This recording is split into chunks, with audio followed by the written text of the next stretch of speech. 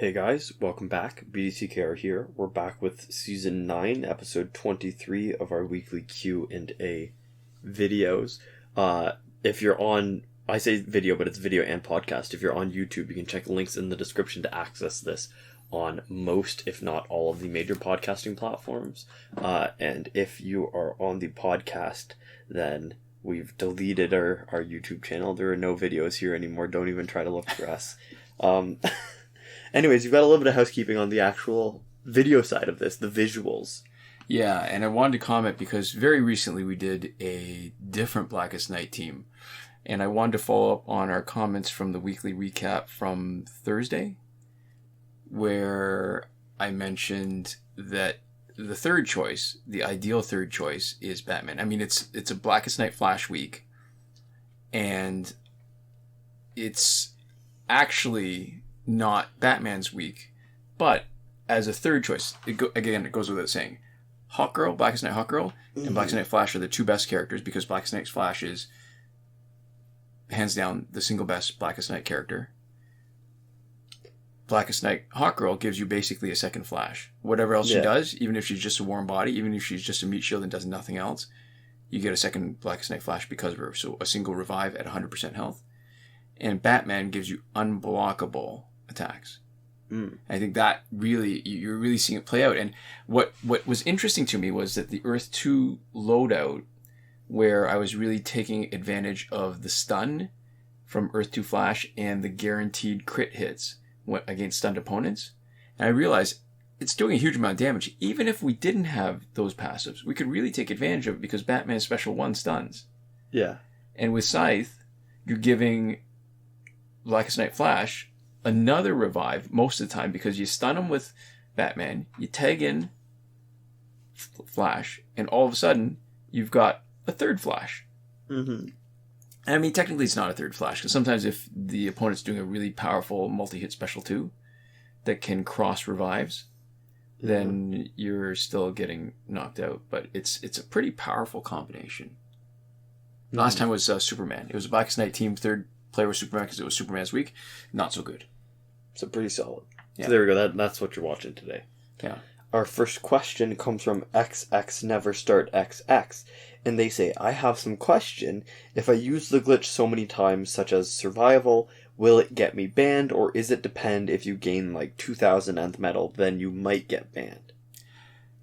So this isn't really an answer to the question. It isn't really this particular question, but there's a really sort of short answer. Yeah. Which is that for this type of glitch, no.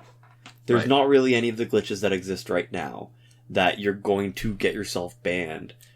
Simply by doing it. Simply by doing them. Yeah. And it would be, theoretically, if you did it for like 1 million hours, it might look a little suspicious. Right. But no, you're not just going to get banned from doing a glitch. Because the difficulty now is 2,000 nth metal is not a lot. I don't think there's, never mind updates, I don't think there's anybody awake at the wheel that's paying enough attention to go back and look, well, your nth metal total is higher, but it's increased. I think they might look at a total, like in isolation, that's ridiculously high. Like if you had, 10 million, 100 million credits.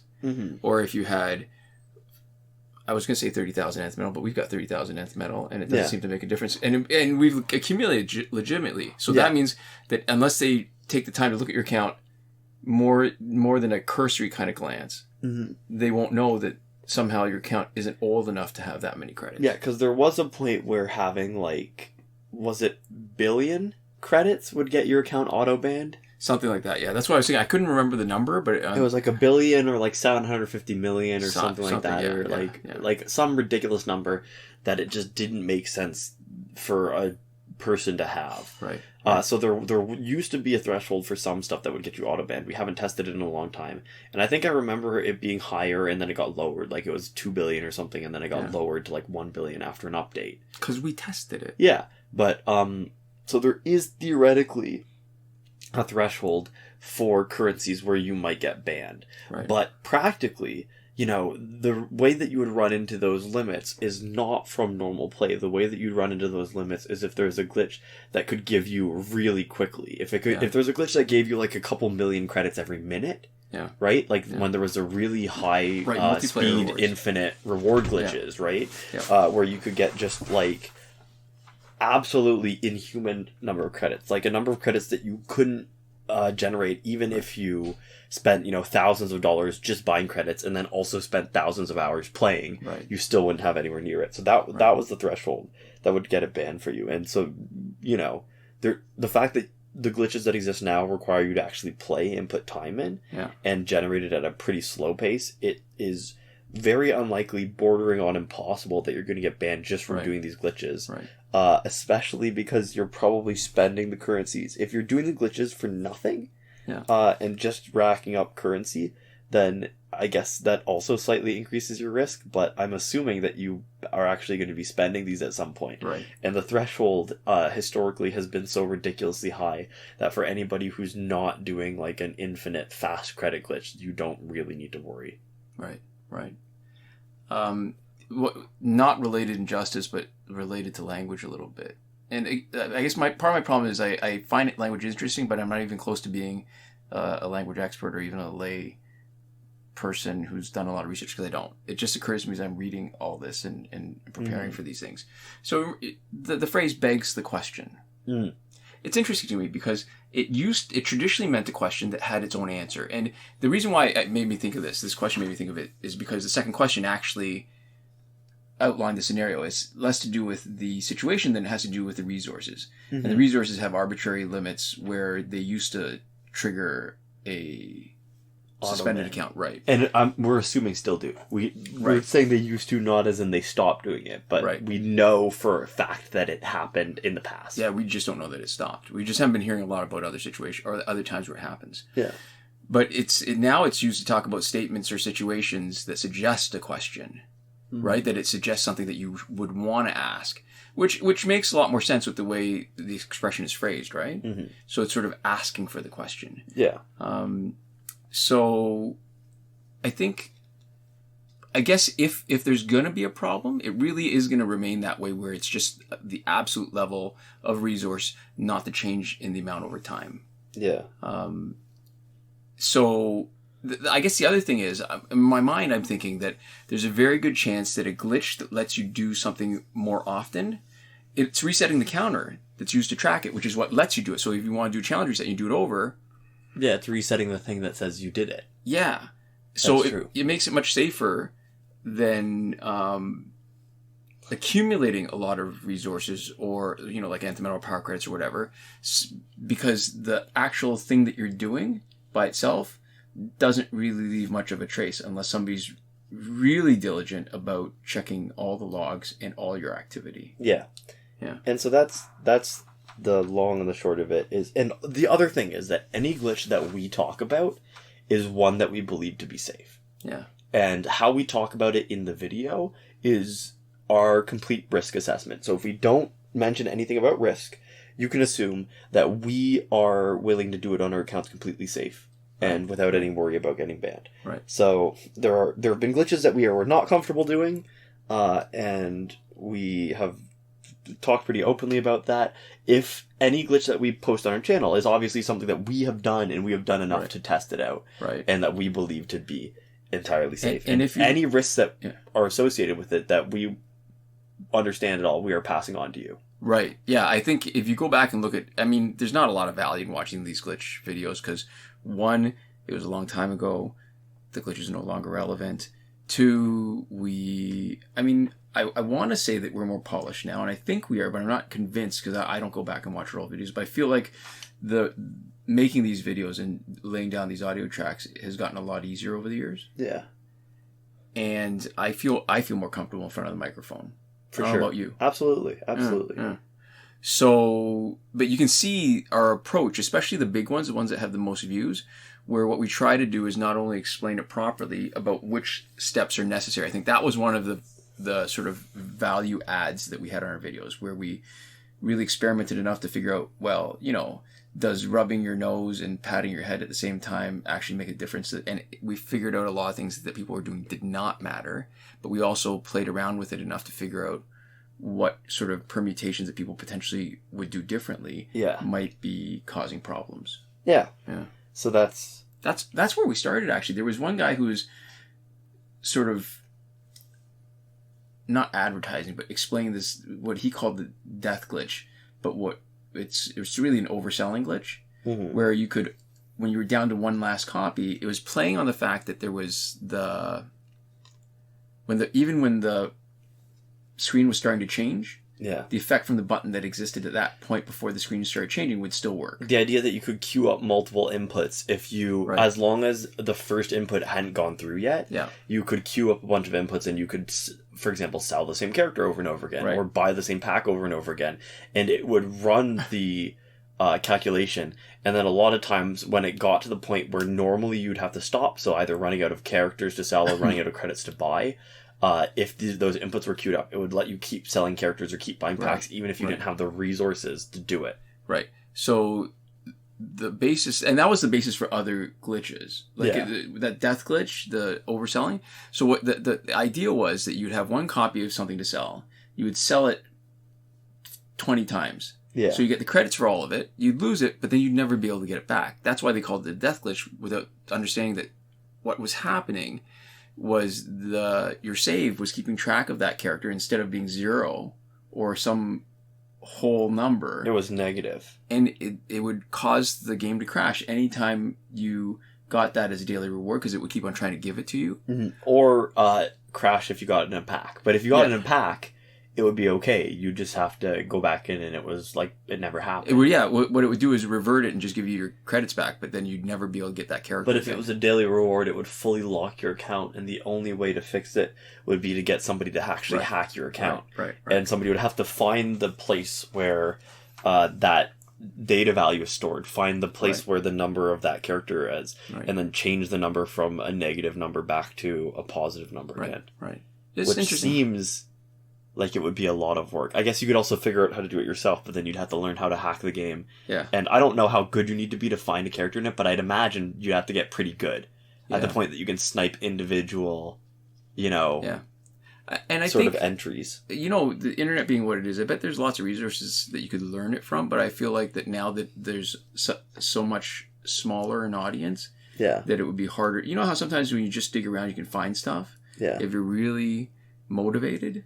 Yeah. But I think it would be a lot harder to learn. Harder to find. Probably harder to find somebody who'd be willing to hack for you, too, if you ran into the issue. Yeah, anyways. So yeah, but the short answer is you're fine. If it's a glitch that we advertise and you're doing it the way we advertise it, we have given it our seal of approval. So obviously use your own judgment, but if you're asking us for the advice, we're not going to be able to tell you anything extra. So there we go. Our next question comes from Dan Do, and they say, "Hello, do you guys know what booster pack I could pack Batman, Ninja, Batman in?" And so this is a fun one, because this is basically us just saying, we Googled it. Well, sort of. We look it up. So the Wiki, the Injustice Wiki, is actually a really good resource. I actually got it bookmarked. Yeah. Because every once in a while I like to refresh my memory on certain things. And so this is our shout out to the Wiki. It's so meticulously maintained. The amount of information there is pretty staggering. Like, if there's anything that you want to figure out, if there's anything that is just legwork based, the Injustice Wiki usually has it, and it'll have a level of detail, like on the specials and how they work and stuff, that is really sort of helpful and very, very practical. Yeah. So as the answer, though, you can get Batman Ninja Batman in the Eternal Enemies Batman vs. Joker pack, the Gotham Ninja Bundle Batman Ninja Batman pack, and the Ultimate Bundle Top Teammates pack. The Gotham Ninja Bundle Batman Ninja Batman pack is a terrible name. Yeah. That's such a bad name for a thing. Yeah. And lucky for you, though, it's part of the challenge cycle, and it's due to be here in 2 months, in August. August 18th, actually, is going to be the challenge week. So why you're lucky is that there are 23 characters that have not seen the light of day, just 23 challenge characters that have not seen the light of day as a challenge for more than 2 years. Batman Ninja Batman is not one of them. and you're going to get a chance to get them in August unless something changes in the challenge cycle, which it hasn't for 2 years. Yeah, so there we go. Our next comment comes from BH, and they say, is the credit glitch still available, where you buy a pack logged out, then log into a second account to offset the purchase, and keep repeating this until you get a pack where you want, get a pack you want, then log into the account you started with. I tried doing it for the first time, probably didn't do it right, but it didn't work. This is just how I understood it. And so, this is interesting, because, you know, when I hear credit glitch, right, I was expecting them to go somewhere different, because this is what we call the refund glitch. Right. And it's a variation of what we do. Yeah. And the reason why that matters is because, well... we wouldn't do it this way. Yeah. It's just more dangerous. How we do it is more of a hassle. It does take more time. Totally get that. And I understand why if people are doing this over and over, they'd be motivated to find a simpler way. The problem that people run into inconsistently, and I'm not sure exactly what the basis for it is, but there's a phenomenon called account bleeding, where parts of one account overwrite parts of another account, but not in its totality. Yeah. And what it does is it causes potentially some things to really screw up. Stuff gets weird. Stuff gets really weird. Right. So you'll have like your credit total from one account swap over to the other account, or like some characters. You could have some characters in multiplayer that you don't have. Yeah. You could have gear, the same piece of gear on more than one character. I think you can sometimes get your people de-elited and de-leveled. Yes. And lose stuff. Yes. Yeah. And in a way, because there's something about your character, like when you can't get over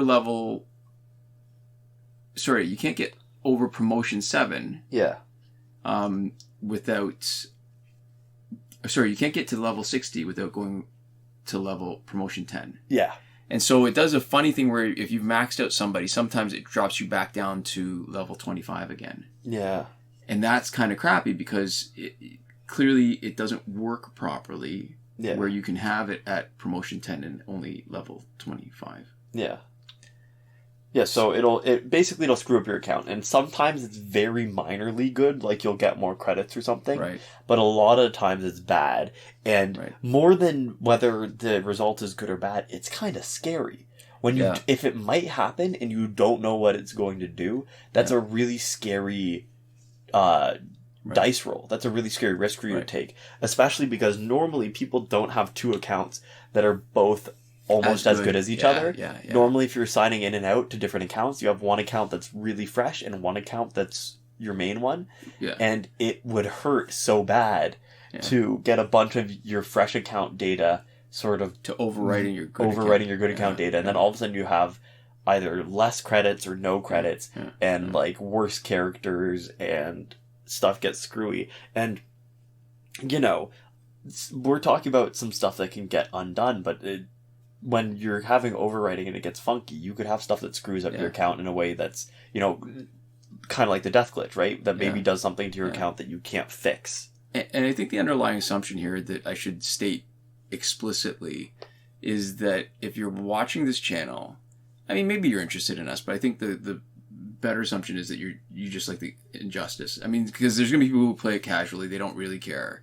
And if it happens, it happens. Yeah. But I think for most people who are really trying to like work hard in a way to play a lot, to use a lot of relatively, I mean, when you look at it historically, relatively weak glitches that don't do a lot, then there's a good chance that it's going to hurt you if you end up screwing up your account. Mm-hmm. Yeah. So there you go. Our next comment comes from Sounds Channel, and they say, when I first played this years ago on iOS, I had nearly every character. Then I stopped playing. Now I'm on Android, which is better because WBID is garbage and saving data. I had to use iTunes to back up the full phone to save it. Google account saves it better, and I must have played it again because a few weeks ago I decided to reinstall and play the game and had a save from 6 years ago. I have less than a handful of characters. Getting money and leveling was easy if I remember back in the day, because playing now, XP goes up slow, / little money is given, and I don't even know how to get credits for Killer Joke. Any tips on getting money easier and grinding EXP easier? Also, can you get all cards without getting these paid packs? In the old days, you just had one paid starter pack, and nearly everything else is free. So this is... It's interesting because old, it really... You wouldn't think the word old would be so ambiguous. Yeah. But for Injustice, it is. Because there were clearly stages where the game made sort of big jumps. Yeah.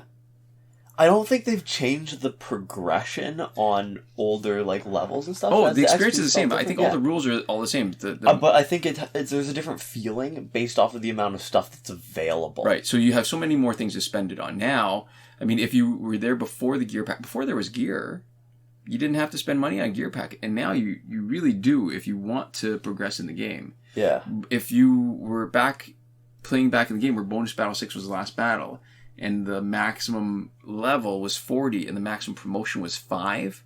And it's 10 now. But it was 5. Yeah, it was easy game money because there's a limit to what you could spend it on. There was the stuff in the store. There was some pack exclusives like Red Sun, but they came around with their own packs every once in a while, so it didn't matter the same way. So basically, there was one thing that you were always doing. And I think now, if you're playing a lot, your attention is so scattered across a bunch of different ways of progressing, resources, things to spend those resources on, ways to sort of build up your team, and it's not obvious which thing is better, and it's not obvious, what you should be spending any given amount of money on. So I think it feels really slow when you're getting money, and instead of every 75,000 credits you earn, you're getting a gold pack once a day. And then if there's a pack in the store that you want, you're saving up for it, right? Yeah. Then that feels like a very sort of manageable pace. Because all you're really doing is buying one thing. And then sometimes you're saving up a lot of money to buy something else. Yeah. But now, every time you buy a pack, you go, oh, do I buy a pack? Or do I buy some gear lockers?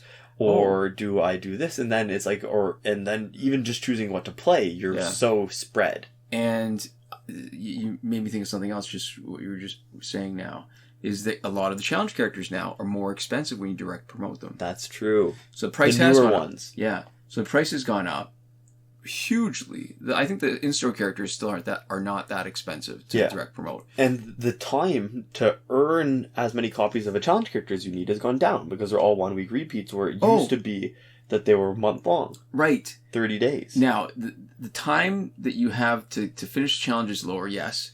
But your ability to start the challenges is better now because there are no longer challenge credits.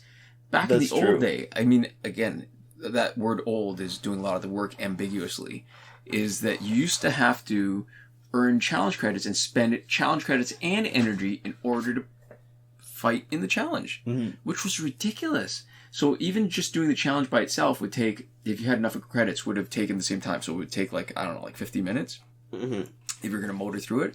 But you'd have to fight a bunch of times before. And now I can't even remember. I know you got multiple challenge credits. Maybe every fight was worth, I don't know, a couple, 1.5 or something. There was something where it would change the amount. It would just vary. It would fluctuate. Yeah, no. So that's true. And I think the other thing is that when you think back, it's possible that you're also playing this when you had more free time, but also a lot of times it's harder to remember a long stretch of time doing something that you enjoyed doing. Yeah. Tends to get compressed in your mind and you remember sort of the moments. So if you're talking about, years and years ago, that might be a potential source of it feeling shorter.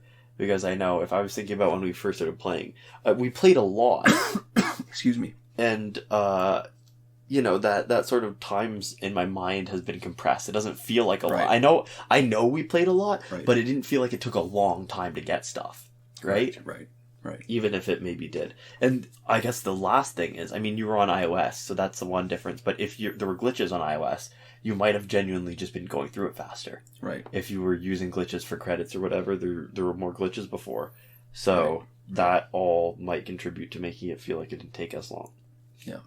So it isn't as bad. You accumulate as much. You just inflation, and also the way that it's real money packs now. I think there's less. You used to be able to spend your money on teams in a more targeted way. Right. And so I think you used to be able to get teams to a higher elite level faster. Oh, that's a good point. Because you can still spend credits on gear packs, but the accumulation of gears as you progress and promote them and fuse them, it's not as transparent, it's not as obvious, so it doesn't feel like you're making as much progress as you might be, just because the road is that much longer. Mm-hmm. And it's hard to really see your progress the same way as you do when you collect all the characters. Yeah, because back in the day when it was like Elite 5 was the max, right? Yeah. Buying 6 copies of a pack that had 3 specific characters in it was a great way of getting like a really ridiculously good team pretty quick. Yeah. And when that was the sort of goal, it made it way, way easier. Yeah. And I think charting your progress was very cut and dry. Yeah. I think it has become a lot harder to chart your progress now. Right. Because there's just more of everything. Yeah, for sure. So anyways, there we go. Our next comment comes from Crimson Prince, #BringBackDislikes, and they say, I'm amazed all this time later after support on the game ended, and here you are still going weekly videos. Kudos for keeping this game alive. So thank you for the comment. This is very complimentary. But what's funny is the framing of it. To me, is keeping the game alive. And I feel less like we're keeping the game alive than... I mean, it's just there. Like, I don't know that what we're doing is actually making a difference, because you can tell by our audience that's really contracted a bit. Yeah. There might be a handful of people who still play the game because they watch our videos, but I would imagine that number is pretty small. I think it works the other way. The people watch our videos because they play the game. Yeah. This is a fun point. I mean, we're 26 minutes in. This is the core people. If you're still watching, right? You're the inner circle here. So if you're here and you believe you still play the game only because of our videos and not because you enjoy it, let us know. If you think that I probably would still play the game, but maybe I enjoy it a little more because of your videos, let us know. And if you go, I just happen to like both things and these are independent of each other, let us know. And if you only watch our videos because you still play the game, also let us know. Yeah. And if there's a possibility we forgot. Yeah. Basically, this is a poll. This is a poll.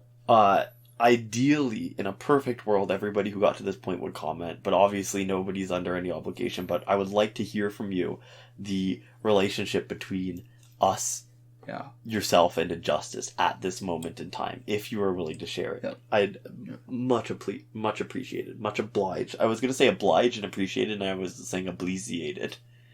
So there we go. Our next comment comes from Corin Com. I think this is probably going to be our last one for the week. Yeah. They say, thanks for the info on Raven. Was unsure on her besides her passive. I do have questions, though. First of all, you said the better your teams get, the less she's needed. But what about having 2 high-level golds, Elite 7 or so, and her at a low elite? That way you'll face stronger guys, get 5,000 BR, if your main 2 golds are strong enough, and take full advantage of her passive, because she'll be weaker than everyone else, and all you need to do is make sure she won't die from any strong one-hit specials by giving her the right gears. And if it works, would there be any reason to promote her past Elite 2 or so besides Survivor? It works in theory, I think, but you just have to put in a larger effort to manage her health. And the one sort of pitfall you have to avoid is when the other team hits hard enough that it bypasses that what is it, 10%, 20%? I can't remember. It's 20%. I feel like it's 10. Maybe 15? I don't know. Whatever that amount is, if they hit you hard enough to jump past it straight to 0, you're out. One way around it is give her gears to reduce damage. Another way is to give her a revive using 2 of the 4th World gear set. Yeah. So you guarantee 1 swap, but when you're blocking and you're trying, because you could be hit with 10,000, you could be hit with a special that hits with 100,000, and that difference is enough so that there's going to be a bunch of times where you don't use trigger passive at all, right? Because let's say you get hit with an unblockable special or have one of your gears shattered, then your strategy goes right out the window. Yeah, you're basically playing 2-on-3. It makes more sense to have her stats higher, because the higher her health is, the less likely she is to pass that. And it was the same thing. There was this trend with Killing Joker, right? Yes. To have him really weak, because his passive would give the full bars to everybody else on his team when he got knocked out. And the problem was that you basically lost an entire slot just for power once. And it was easy to just... and the real sort of kicker was that it was very easy when he was in to just block and to not attack him and wait for him to swap out. Right. If you wanted to. I mean, you don't need to do that. And most of the time we could just fight him and take the risk. But if you wanted to play it safe, you could absolutely just block, wait out for the swap, and then just knock everybody else out and then not use his passive at all. And what we advocated for and still do is to max him out because he's actually a really solid and specifically make him a basic damage dealer. If you dig through our videos, it would be neat if somebody wanted to do that. We have videos with Killing Joker where we've made him the damage dealer and we mow through the other team with him because he's actually pretty decent. Yeah. And the thing about having him maxed out is that when he's on defense, the other team doesn't have an opportunity to just sit and wait him out and play around him. Right, because he does too much damage. Because he's going to shred you. Yeah. If you do that, then he's going to knife you to death while you're blocking and waiting to swap. Yeah, so that's whenever you're sort of relying on somebody's passive and relying on them to get low or get knocked out, it doesn't mean that you should ignore any of their utility as an actual fighter. Right. So if your whole thing with Raven is to only use her passive, then you're ignoring her ability to actually be a fighter on your team. You're ignoring her ability to, do specials. Because her special 2 is pretty good. Yeah. And so instead of just being a passive that you can take advantage of by itself, you can instead use her to deal as much damage as you want, and then really, when she's getting lowish, what you do practically is then swap her out and wait until they tag in somebody who's pretty fresh and then use her passive on somebody fresher. Right? The only real time you're going to be waiting somebody out and you want somebody to be way underpowered potentially is in Survivor, where they have to be underpowered by design. And in that case, you still don't want her like Elite 2. You want her maxed out to give her the best chance. Yeah.